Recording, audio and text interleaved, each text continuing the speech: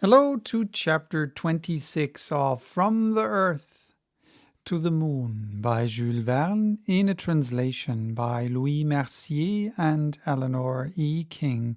And this chapter is titled Fire. The 1st of December had arrived, the fatal day, for if the projectile were not discharged that very night at 10 hours, 48 minutes, 40 seconds p.m., more than 18 years must roll by before the moon would again present herself under the same conditions of zenith and perigee. The weather was magnificent. Despite the approach of winter, the sun shone brightly and bathed in its radiant light that earth which 3 of its denizens were about to abandon for a new world. How many persons lost their rest on the night which preceded this long-expected day? All hearts beat with disquietude, save only the heart of Michel Ardan.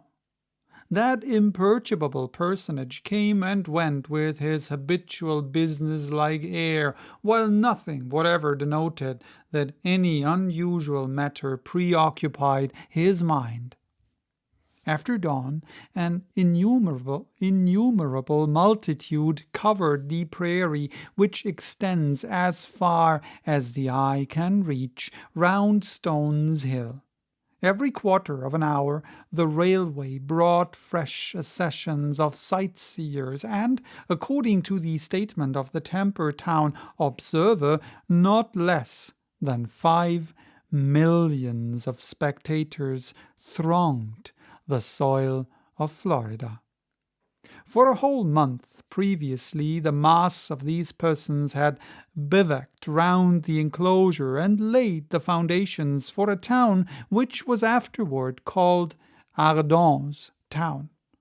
The whole plain was covered with huts, cottages, and tents. Every nation under the sun was represented there, and every language might be heard spoken at the same time. It was a perfect Babel reenacted. All the various classes of American society were mingled together in terms of absolute equality. Bankers, farmers, sailors, cotton planters, brokers, merchants, watermen, magistrates elbowed each other in the most free and easy way. Louisiana Creoles fraternized with farmers from Indiana. Kentucky and Tennessee gentlemen and haughty Virginians conversed with trappers and the half-savages of the lakes and butchers from Cincinnati. Broad-brimmed white hats and Panamas, blue cotton trousers, light-colored stockings, cambric frills were all here displayed, while upon shirt fronts, wristbands, and neckties, upon every finger, even upon the very ears, they wore an assortment of rings, shirt-pins, brooches, and trinkets of which the value only equalled the execrable taste. Women, children, and servants, in equally expensive dress, surrounded their husbands, fathers, or masters, who resembled the patriarchs of tribes in the midst of their immense households. At mealtimes, all fell to work upon the dishes peculiar to the southern states, and consumed with an appetite that threatened speedy exhaustion of the victualling powers of Florida, fricasseed frogs, stuffed monkey, fish chowder, underdone possum, and raccoon steaks.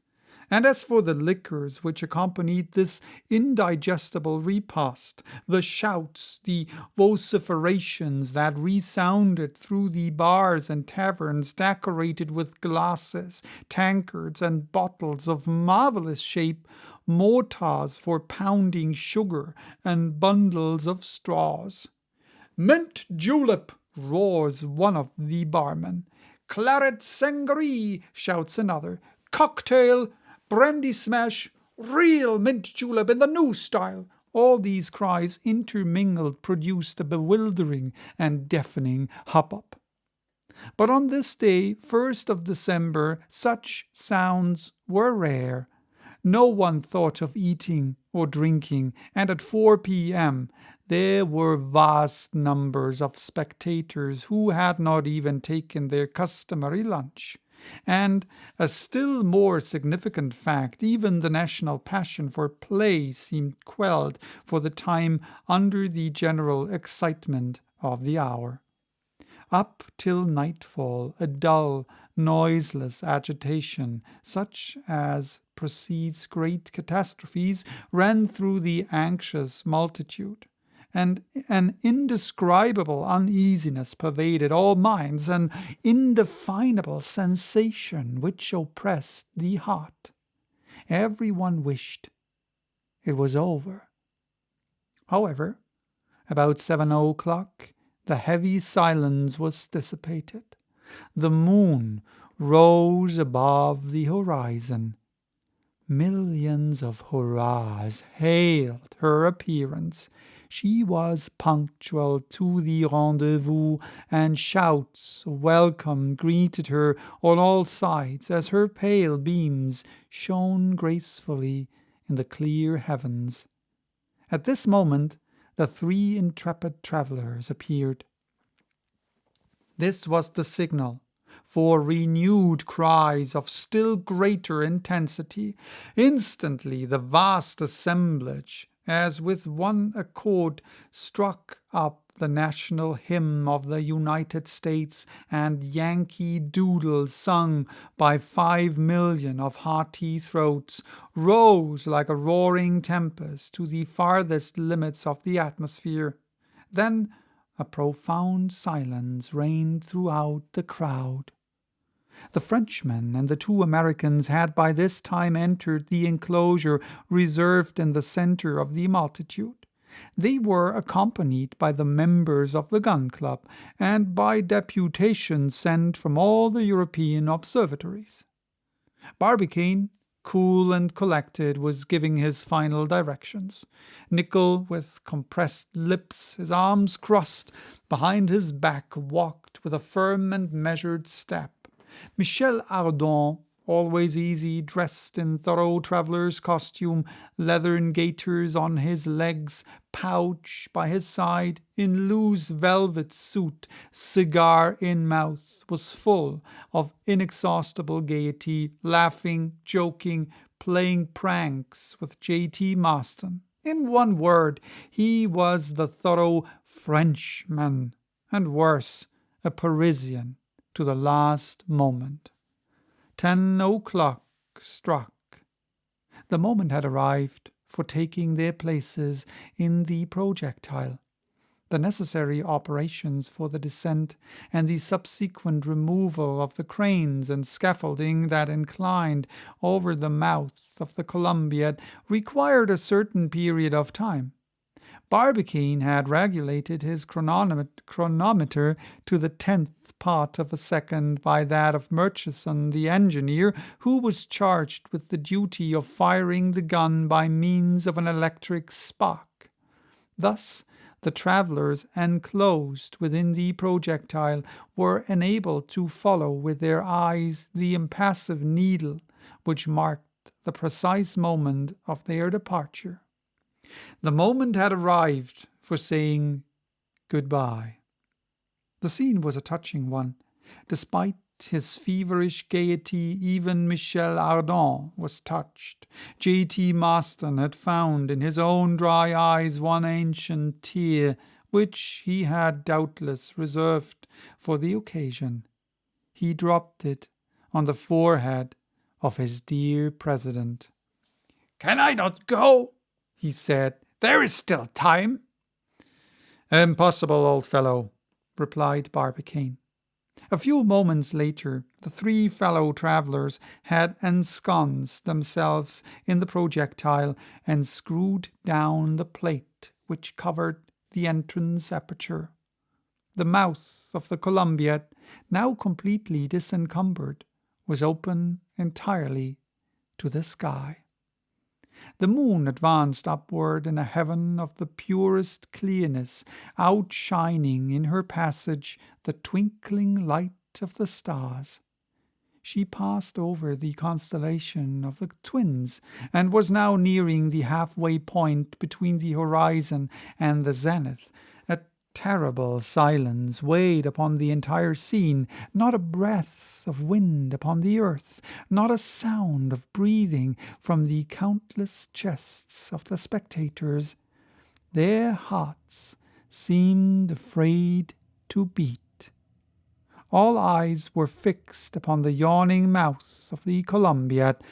Murchison followed with his eye the hand of his chronometer. It wanted scarce 40 seconds to the moment of departure, but each second seemed to last an age.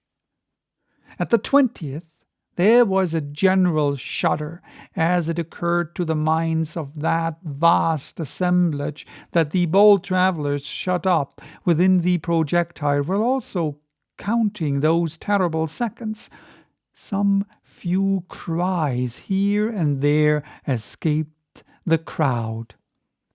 35, 36, 37, 38, 39, 40, fire! Instantly, Murchison pressed with his finger the key of the electric battery, restored the current of the fluid, and discharged the spark into the breech of the Columbiad.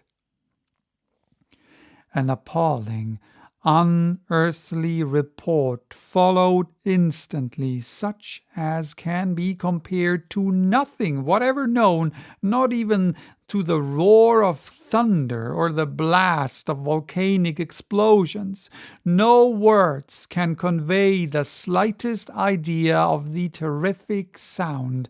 An immense spout of fire shot up from the bowels of the earth as from a crater. The earth heaved up, and with great difficulty some few spectators obtained a momentary glimpse of the projectile victoriously cleaving the air in the midst of the fiery vapors. So that was chapter 26. Bye-bye. Till next time with chapter 27, titled Foul Weather.